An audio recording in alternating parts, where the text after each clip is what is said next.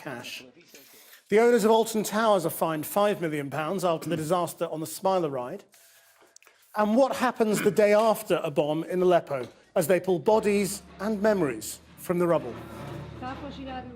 Labour sets about papering over the cracks in the party. The leader makes the mood music. But what are his party's answers to post-Brexit immigration? I suspect at the end of it we're going to have a very high degree of freedom of movement, but I would also say... Well, will you fight for that? No, hang on. Is that something you'll fight for? You're becoming too enthusiastic. They clashed relentlessly over trade, tax, over trustworthiness, sexism and race. According to the pundits, Hillary Clinton emerged the winner after last night's presidential debate, although Donald Trump rated his rival's performance as a C+, vowing to hit her harder next time. But did it change any voters' mind? Our Washington correspondent Kylie Morris is in New York. Well, John, we won't know the reaction from voters in general for a few days. But remember, this debate was in fact Hillary Clinton's to lose. She is the one who is under most pressure, most intense pressure from the polls at the moment. But in the room last night, a few things were very clear, that she was at her weakest when she reached for canned, prepared lines, but she became more at ease as the debate progressed and she landed more points. Donald Trump started strongly, a bit like a sprinter in a marathon, but he seemed to disappear down rabbit holes, offering lengthy explanations and sometimes appearing wounded. So more on the spin later, but first the debate itself. I thought it went great. It was the most critical performance of the campaign so far. The reviews are in, and guess what? Donald Trump was brilliant. He told me so himself. So did you win any more votes tonight? I hope so. I think so. You're feeling confident? I do. Thank you. But in truth, there were moments in the debate when his opponent clearly got under his skin. Hillary Clinton played strategically even as she walked on stage. That, "How are you, Donald?" a deliberate use of the first name he dislikes being called. Viewers in the living rooms, bars and basements of America watching on as their options for president sparred over the economy and trade. You've been doing this for 30 years, and now you're just starting to think of solutions. I will bring back jobs. You can't bring back jobs. Well, actually, I have thought about this quite a bit. Yeah, for 30 years. Your husband signed NAFTA, which was one of the worst things that ever happened to the manufacturing industry. That is your opinion. You go to New England, you go to Ohio, Pennsylvania, you go anywhere you want, Secretary Clinton, and you will see devastation where manufacturing is down 30, 40, sometimes 50%. His battle cry for workers in swing states, one of the Republican candidate's better moments, which he reflected on in the spin room afterwards. Did a great job. So what was your strongest moment? I think talking about trade, maybe, because she's so bad on trade. We're losing our jobs, we're losing everything. I think talking about trade. But as the argument turned to tax and his failure to release his tax returns, things went slightly off the rails for Donald Trump. Why won't he release his tax returns? Because the only years that anybody's ever seen, they showed he didn't pay any federal income tax. So if he's paid zero, that means zero for troops, zero for vets, zero for schools or health. In case you missed that, before the big sigh, that was Trump saying, "That makes me smart." At one point he seemed to be bragging about the fact that he hadn't previously paid tax. That's not really presidential, is it? What you saw was Donald Trump the statesman. Don't you think that there are so many moments that he could have just continued bragging about not paying tax? Let me answer your question. There are moments that he could have continued to hammer her, but he took the high road. Whatever road he was on, the direction was unclear. It got stranger. Note his reaction to accusations he's too close to Putin. I know Donald's very praiseworthy of Vladimir Putin, but Putin is playing a really tough, long game here. I was against the war in Iraq. He fact-checked the moderator on the Iraq war with a long and winding explanation. I did not support the war in Iraq.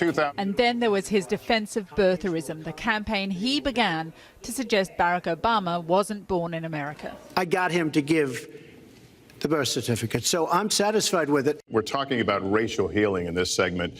What do you say to Americans? Well, it was very, I say nothing. I say nothing because I was able to get him to produce it. He should have produced it a long time before. I say nothing. I thought he came tonight unprepared, grossly unprepared, and then became unhinged.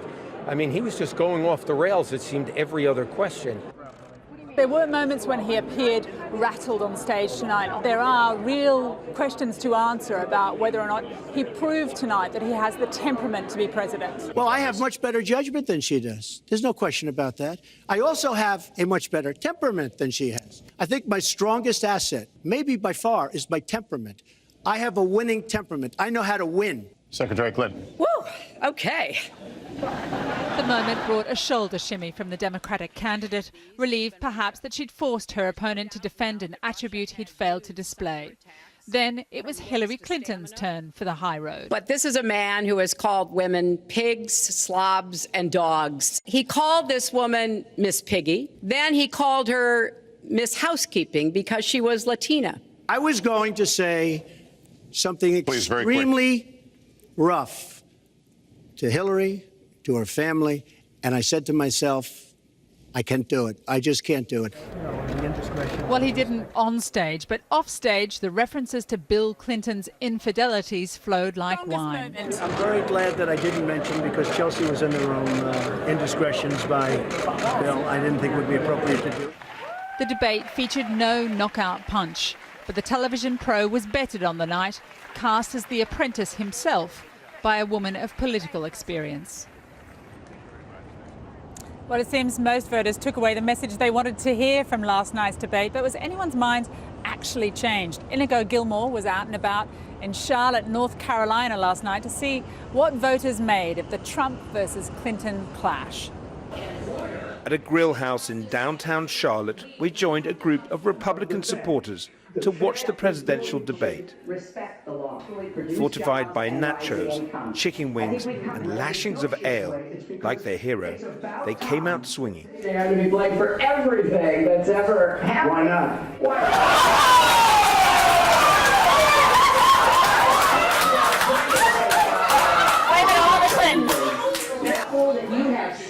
I think she's a liar. Benefit for It's like Obama, so man, she mentions stuff like that. She's a total hypocrite. Not accurate. Fired up by Donald Trump's verbal sparring, at moments they mocked Hillary Clinton. And there was real anger too. An anti-establishment feeling runs strong here. Well, he's a better businessman. He's got more business experience. Because it was so advantage you and the business you do. You've been doing this for how many years? For 30 years. 30 years. Why are you just thinking about these issues right now? Come on. Even though Hillary Clinton claims overwhelming support among African Americans, Trump has some fans in the city, which has seen a week of protests over the killing of a black man. You're from Britain, right? Brexit just passed. You may agree or not, but it was a frustration that was happening. There's a frustration that's happening here in America, too. We're tired of being second fiddle to everybody else in the world. This man denied that Trump was racist and says he knows many black Americans who will vote for him. We crossed over to Murphy's, an Irish pub where a progressive group called Drinking Liberally were gathered. The satellite was briefly knocked out, so people were huddled around their phones, shouting out details about the unfolding debate. They go low, we go high. Just as Republicans had earlier called Hillary a liar, here too they said the same about Trump. Calling Donald Trump out on his BS, tax returns, bankruptcies, all the money he inherited from his dad. Some Trump supporters had infiltrated this liberal gathering, but this time they weren't talking. These men aside, many here were impressed with Hillary Clinton's performance. Coming across as likable. It's also important that we look at the entire global situation. She looks. There's no doubt that we have other. The secret is that he has no plan. So we need to be more precise in how we talk about the. What about Trump? What do you think of Trump's performance? He's ridiculous. Pitiful. He's a clown. Yeah, he's a clown. You think he's a clown? And he's yelling too damn much. If she did that, he will be all mad about this loud-ass woman. But this is a man who has called women pigs, slobs, and dogs. But some here expressed disappointment with the way both candidates had focused on personality over policies. Both candidates are crap, right? So it's more about emotion, like which turd stinks less. It's all emotion and rhetoric. It doesn't matter about facts or policy. It's just which person offends you the less. So joining me now from Miami in Florida is Roger Stone, who's a political advisor to Donald Trump. Mr. Stone, can I ask first, in what way did Donald Trump display, do you think, the character that's required to be President of the United States on stage in the debate last night? Well, having just listened to your two packages, I don't agree with your analysis of last night's debate, nor does sophisticated polling that is available, I think, to both of us. Mrs. Clinton had her moments, so did Donald Trump. I think he triumphed on the question of trade. Hillary Clinton's total flip-flop after TPP. When he attacked her for the support of NAFTA, which has been an unmitigated disaster, she said, "That's your opinion. I'm sorry, but the people who are out of work don't feel that way." I kind of thought this was a pretty fair fight. I thought Trump had his moments. She did give him many openings, and he demonstrated he was a gentleman. The reference is not to Bill Clinton's infidelities. This isn't about marital infidelity or adultery. It's about the numerous women who have accused him of rape or sexual assault or violence against women. Can I just interrupt? And their claim that Mrs. Sorry, can I just interrupt? Yes. Bill, yes, you may. Last night I was standing next to Donald Trump when he came out and started talking about Bill Clinton's infidelities and how he'd been too much of a gentleman to mention them on stage. But he was very happy to speak about them liberally on the floor in the spin room. But the issue, he made the gesture. He may not have made it on stage. What I'm telling you is he misspoke. It is not infidelities that we are talking about. It is something far more serious. Sexual assault. Winita Broderick, Kathleen Willey, Dolly Kyle, Paula Jones, and dozens other. These women are going to be heard in this election. And let the voters decide who is telling the truth. Well, that is what I would have done had I been Mr. Trump. If it was about letting the voters decide, but if it was about letting the voters decide, why did Mr. Trump not make those points on the stage last night? Why was he not prepared to do that in the full glare of publicity rather than coming out off the debate stage and making that gesture in a fairly underhanded manner? An excellent question. Fortunately, there are two more debates. Look, no one puts words in Donald Trump's mouth. No one scripts him or programs him and coaches him. He is both the strategist for his incredible rise to the nomination, and he is his own man at all times, including on the stage. But infidelities that's not what this is. That is a misstatement, in my opinion.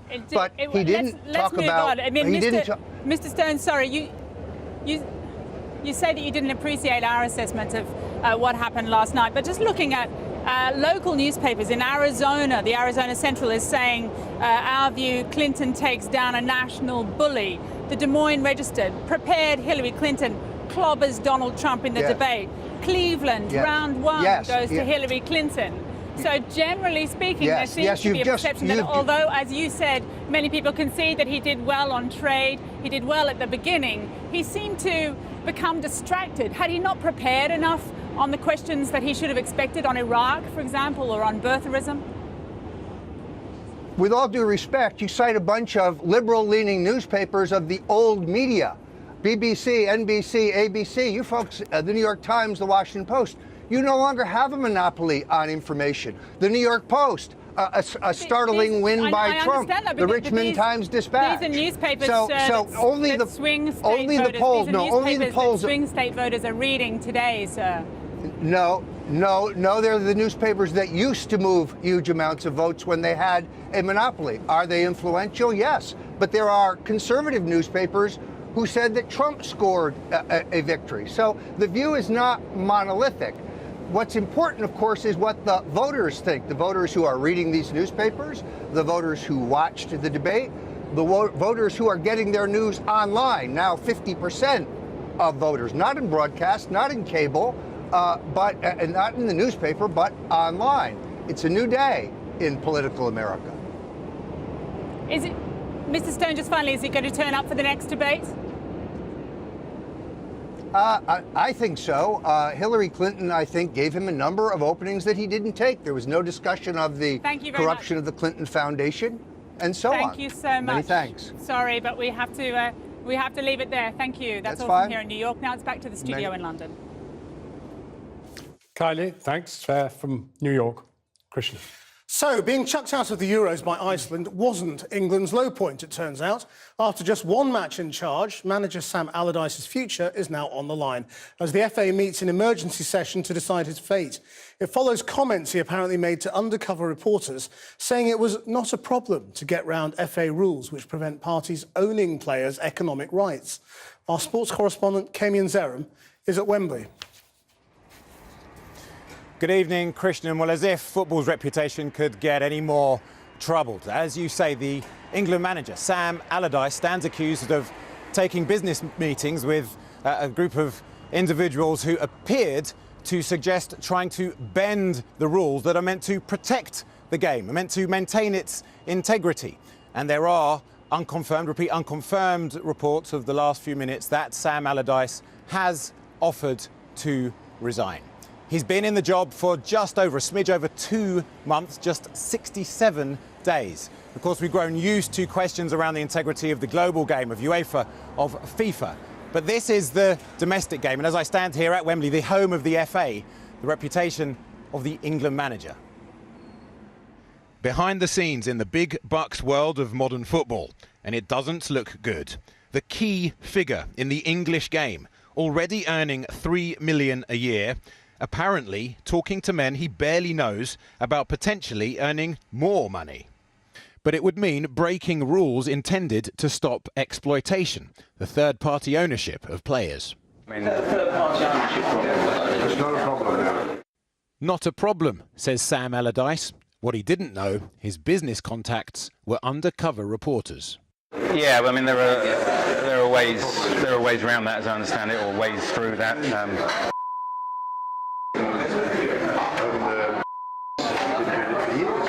Yeah, we'll still get around it. I mean, obviously the big money's here.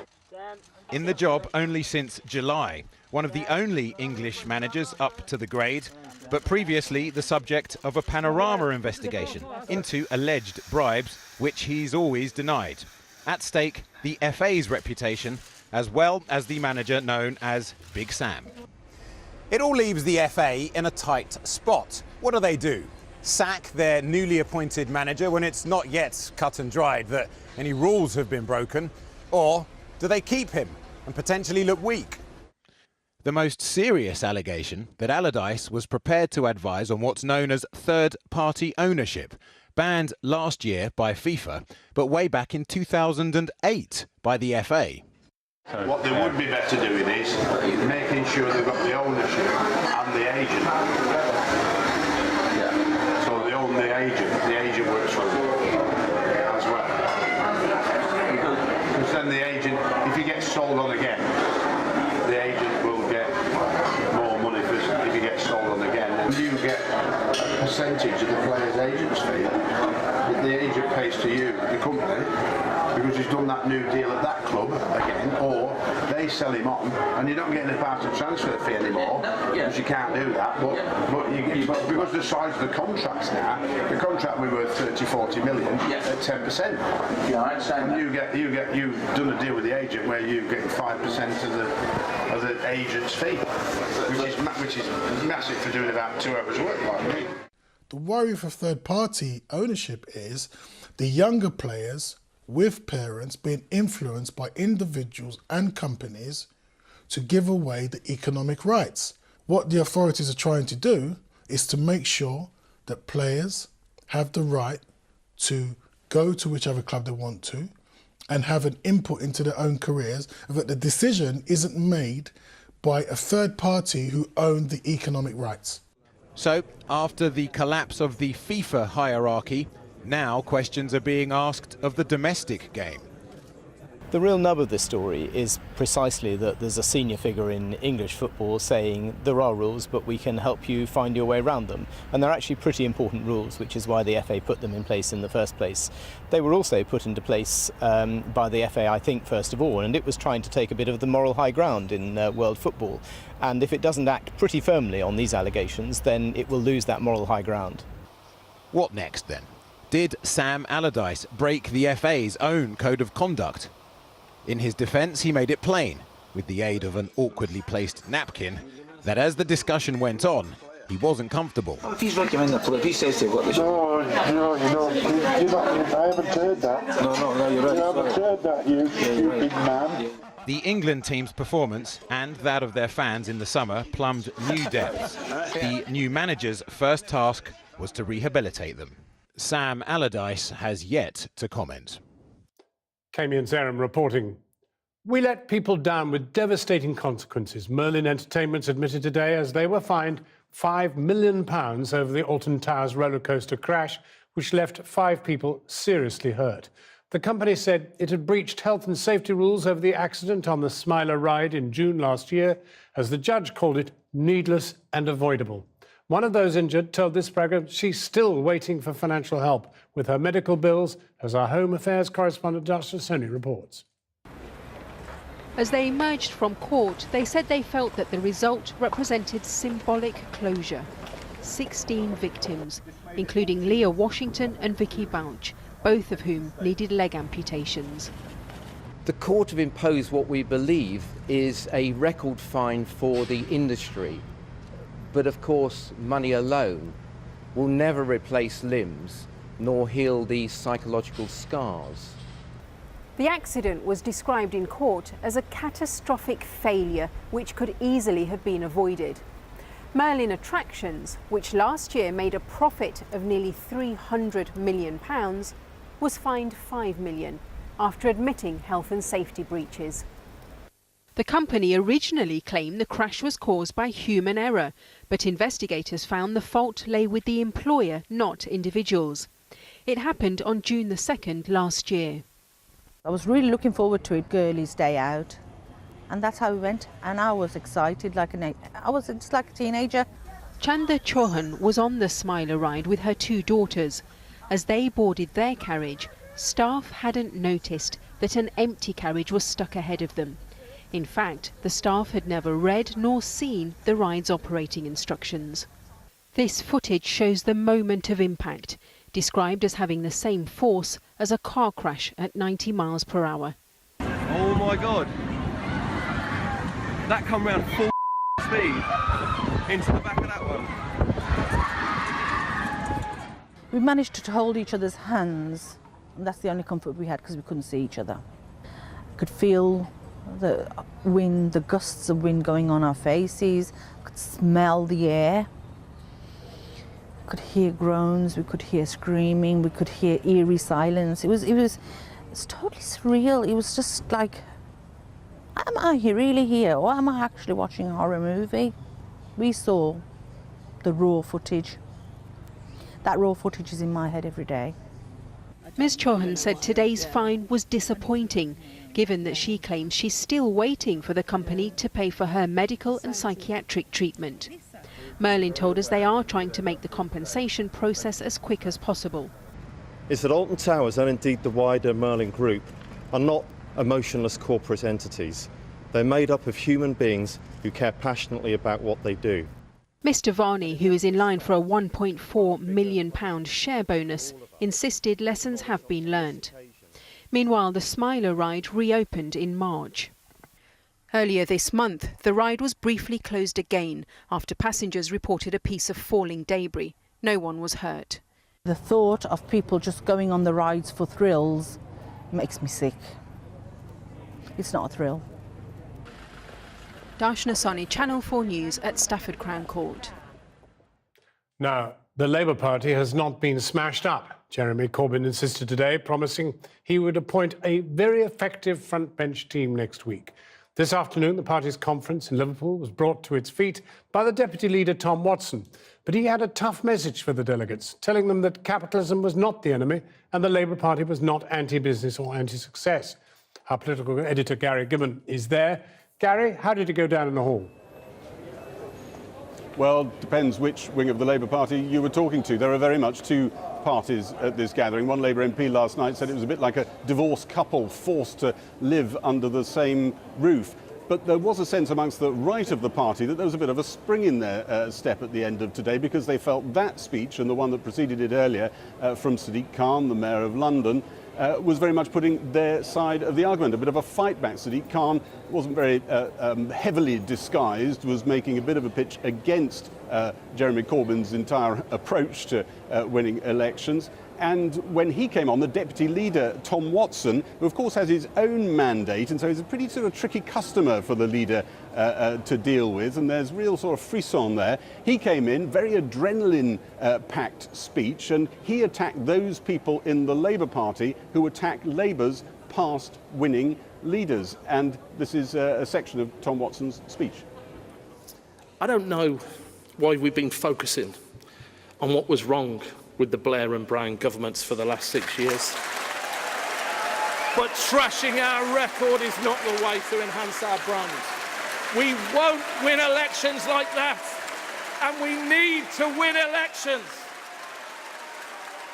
So now is the time to be proud of our party. We have to believe we can win, and remember how much we achieve when we do. In the past, Jeremy, I don't think she got the unity memo.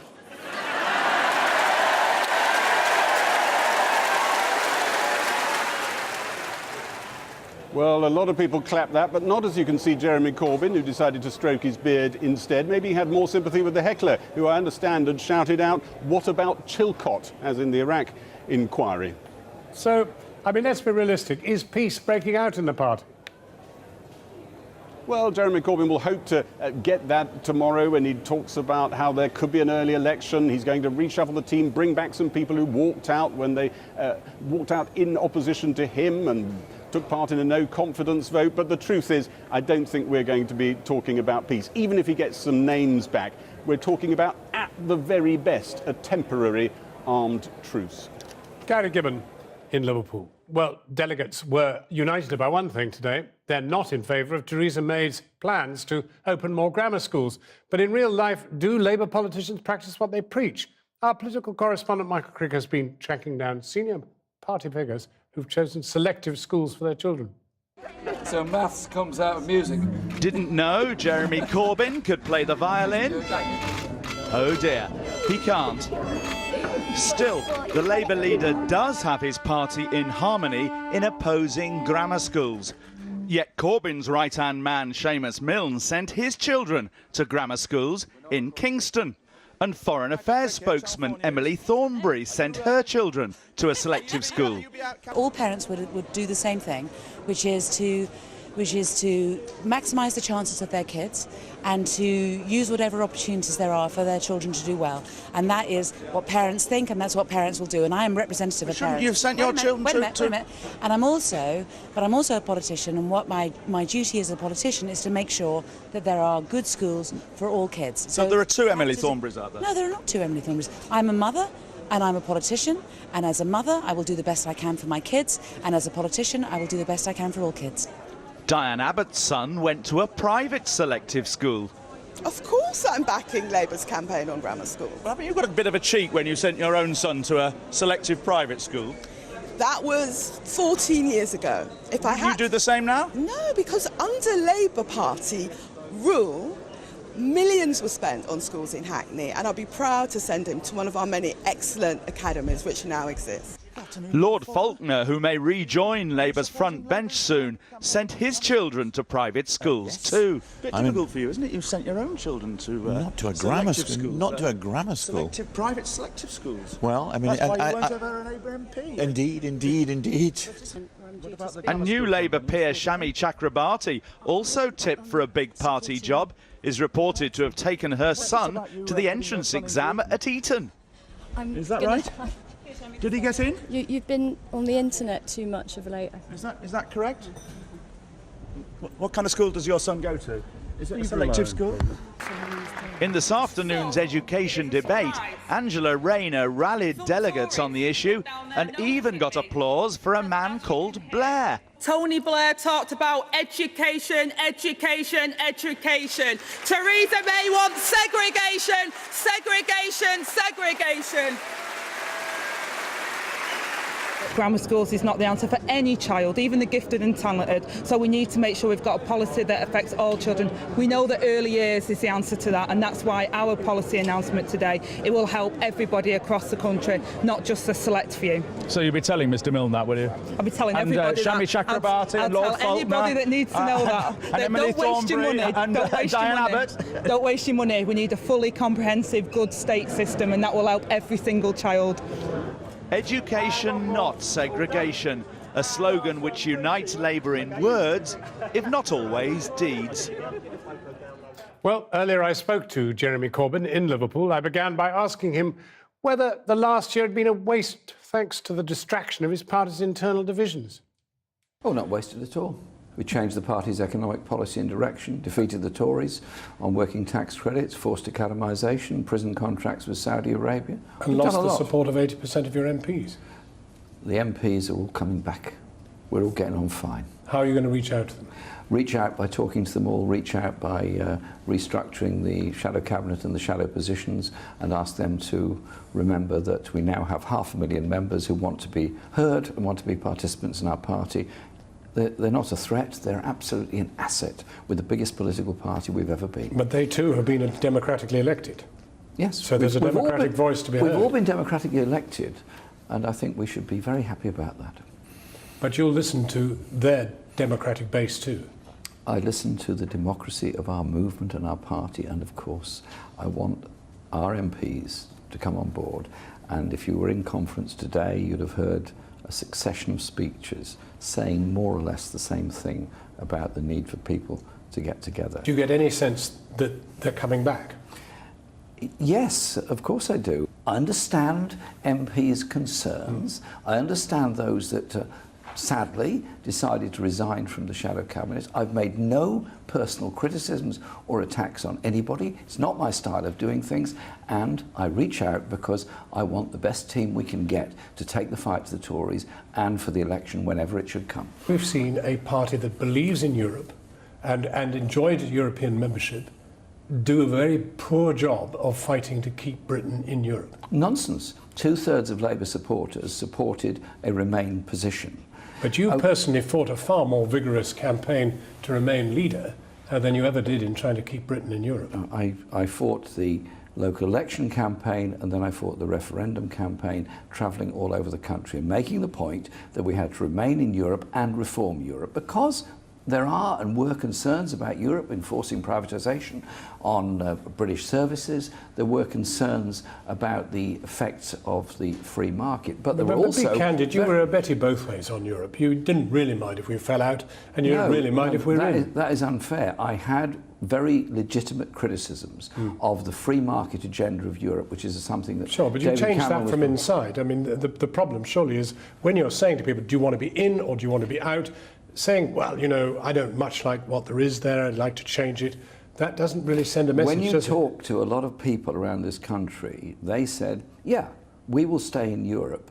We will stay in Europe because we want the social protections and we want the freedom of travel and all those things. They were not without criticism of the European Union, and I think it's reasonable that one reflects that. But the reality is, sadly, there was a majority to leave. We have to acknowledge and accept the results of the referendum and therefore set out our lines on negotiation, and that is what we're doing. The access to the market, that's crucial. The protection of environmental, consumer and working rights are very important. Freedom of movement, I suspect, will be part of the negotiation about market access. And what do you want on that front?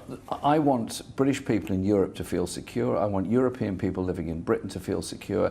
And I suspect at the end of it, we're going to have a very high degree of freedom of movement. The first motion that the party passed at this conference, or one of the key motions, was that if a settlement, the final settlement, was unacceptable, then Britain should retain the right to remain in Europe.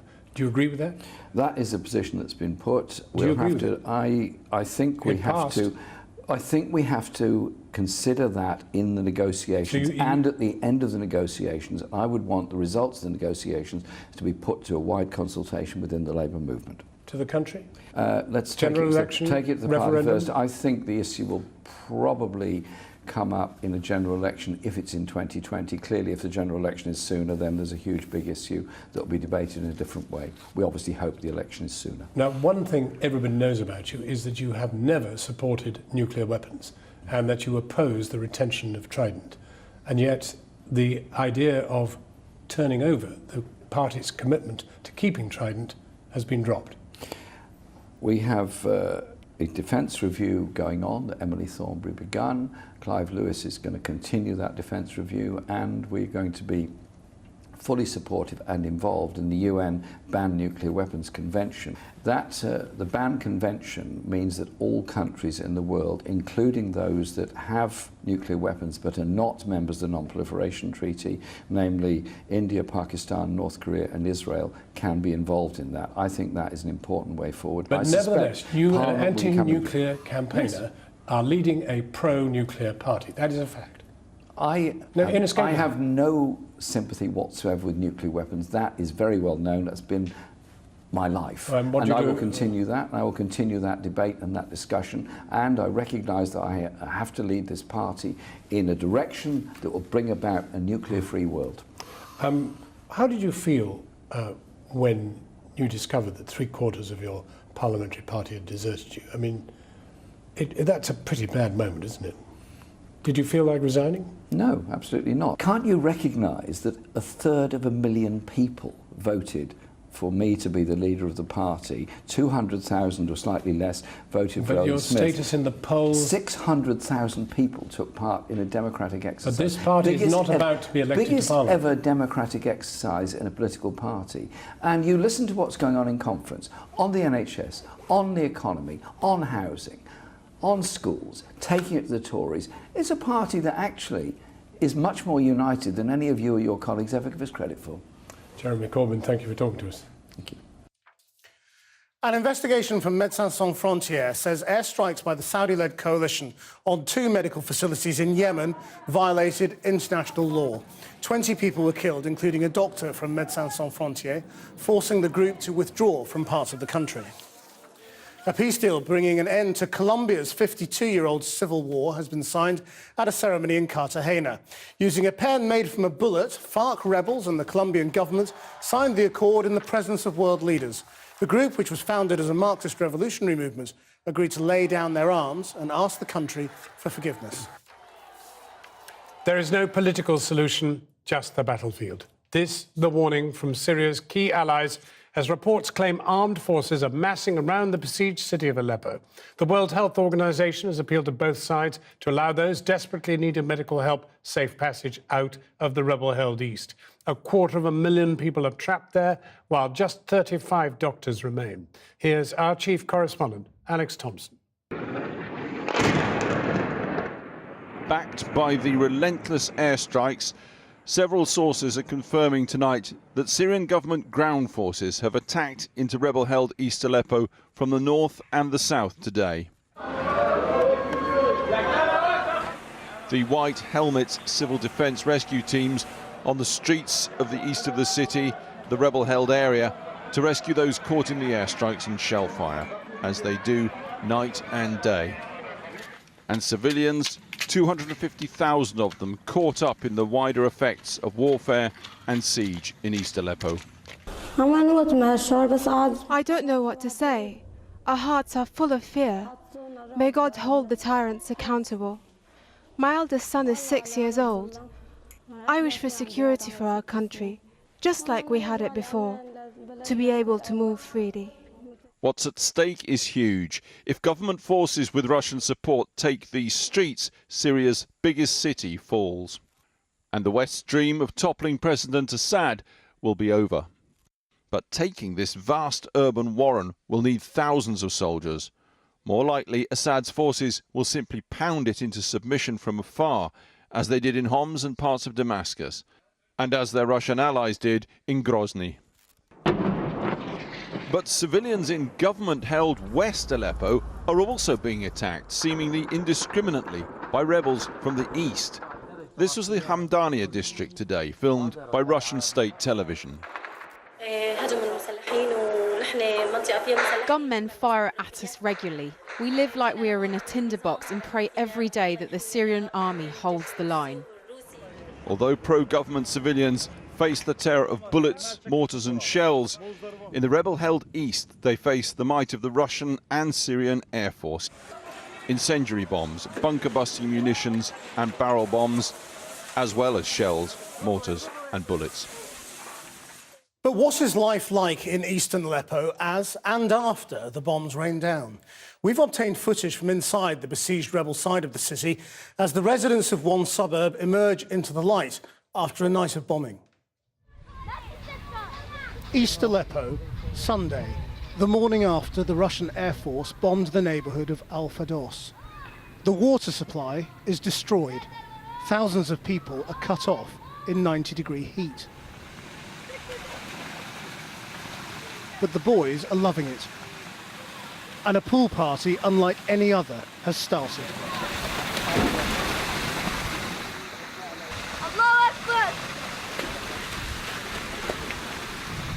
ايش عم تسووا؟ جايين على الساحة.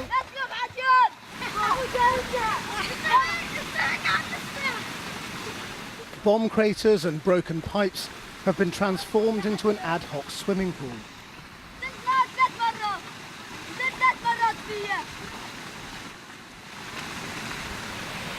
شلون السباحة؟ كويسة. مبسوطين؟ مبسوطين. من شو هاي الحفرة صارت؟ هاي ماما ونزلت وكان مرة ضرب بحارتنا احترقوا بيوت 3 بيوت واحترقت المعدنات بالجامع. من وين هذا المسبح صار؟ من البرميل. صاروخ المساء الساعة 3:30 شلفوا. خرب البنايات روح عالم خرب عالم هونيك عائلة كلها في أكمل ماتين.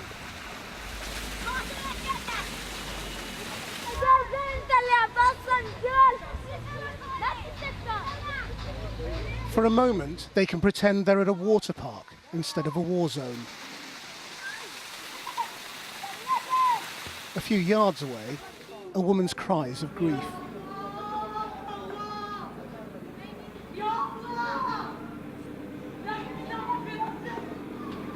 Her brother is dead, beneath the rubble.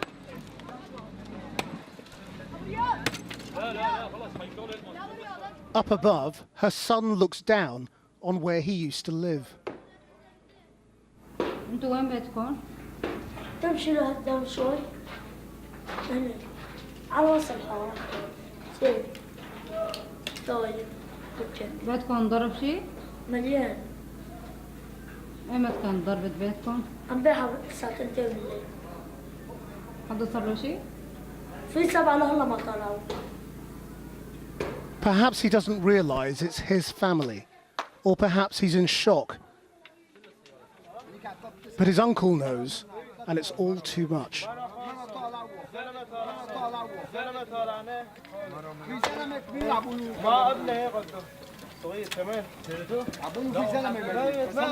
It isn't just bodies they pull from the rubble, but memories of lives before, even if it's a neighbour he didn't know. تعرفوا شي لهذا الولد؟ لا. الصورة الثانية لمين؟ ما بعرف.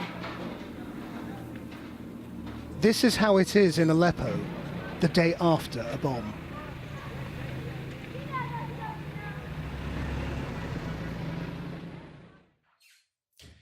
And that footage from inside Aleppo was filmed by Wad Al-Khatib. Well, earlier I spoke to Karen von Hippel, former Deputy Assistant Secretary of State at the US State Department, and now Director of the think tank, the Royal United Service Institute, and Yevgeny Minchenko, a Russian political consultant. I began by asking Mr. Minchenko why Russia is helping the Syrian regime to flatten eastern Aleppo. I would not say that this is a strategy about Aleppo specifically. Russia wants some kind of balance in Syria, as I understand Putin. And Russia does not want an Islamic terrorist here in Russia back.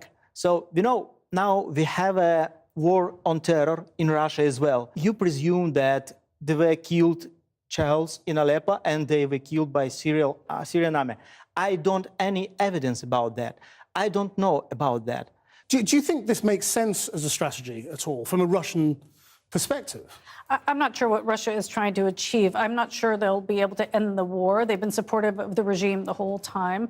I'm not sure Russia is interested in ending the war, actually. There have been numerous attempts at ceasefires, and none of these have held through. And most of the time it's because Russia hasn't abided by the ceasefire. They kept bombing, and they are killing civilians. I mean, we're watching it on TV. So we have evidence here. We have children, who are being hit, who are injured. I mean, it's a tragedy.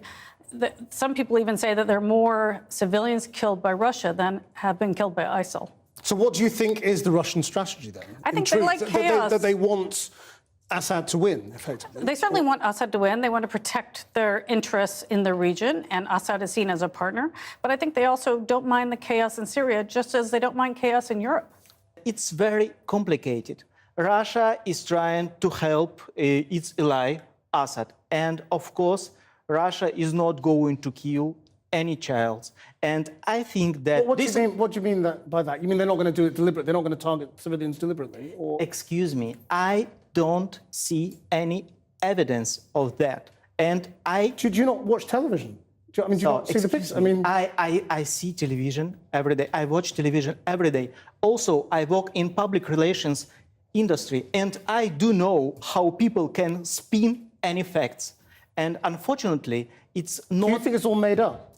I don't know. Excuse me, one more time. I don't know for sure what happened there. What do you make of what's been going on diplomatically over the last week or two? Because, I mean, it's felt a little bit like grandstanding at the end of an administration. It's grandstanding. You know, John Kerry saying, pretending that he was on the verge of a breakthrough when the truth is he's just about to be out of a job. It's grandstanding and Groundhog Day at the same time, because we've seen this so many times before. The problem is because Obama's not willing to back up diplomacy with a credible threat of force, then Kerry just keeps having to go back to the negotiating table. And so that's really the challenge. The separate thing to think about is if the regime does take Aleppo back with the support of Russia or without the support of Russia, the regime can't actually hold on to Aleppo. It's not strong enough. And so it will create a power vacuum that more terrorists will come and fill at the end of the day. OK, I mean, can we just consider for a moment a Trump victory in America? Yeah. What does that mean for Syria?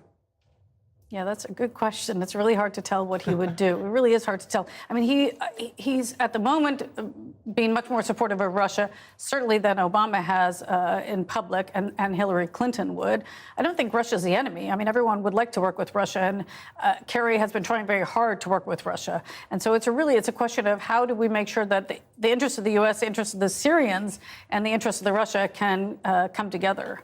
What do you make of that particular scenario?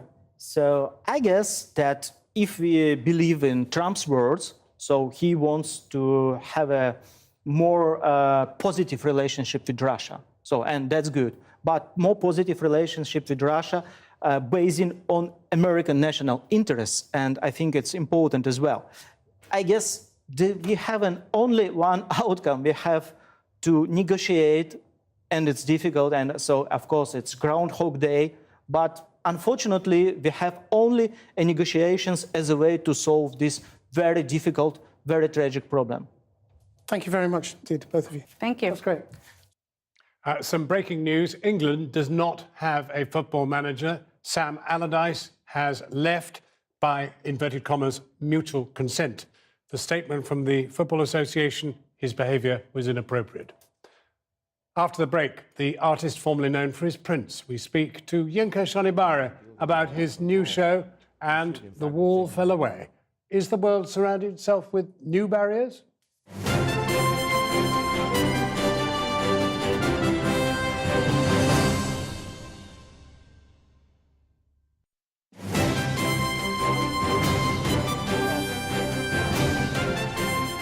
Now, he's the Turner Prize nominee who made his name by adorning Trafalgar Square's fourth plinth with an outsized ship in a bottle.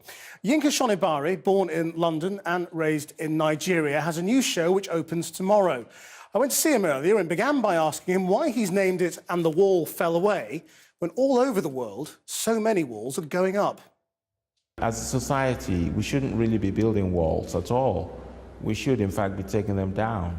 And as an artist, you know, artists generally don't want to have boundaries. We want to be able to move beyond those artificial boundaries, because by actually opening yourself up to other cultures, you know, that's how you create, that's how you learn a lot. And I think that, you know, the progress we've made in the past few years, it's quite alarming to see that, you know, in America, you know, Trump's talking about putting up walls. There's going to be a wall up in Calais. And when the Berlin Wall came down, you know, it was a moment of excitement, enthusiasm. So why do you put a globe on the head of a classical sculpture? Well, I think, you know, classical sculpture is the kind of an iconic Western high culture. And I felt that the globe is universal. And that is, it's more of an inclusive symbol.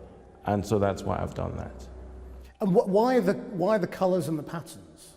Well, I am very well known for using African textiles in my work, but the origins of those textiles are quite multifaceted. The textiles are Indonesian-influenced fabrics produced by the Dutch and then sold in West Africa.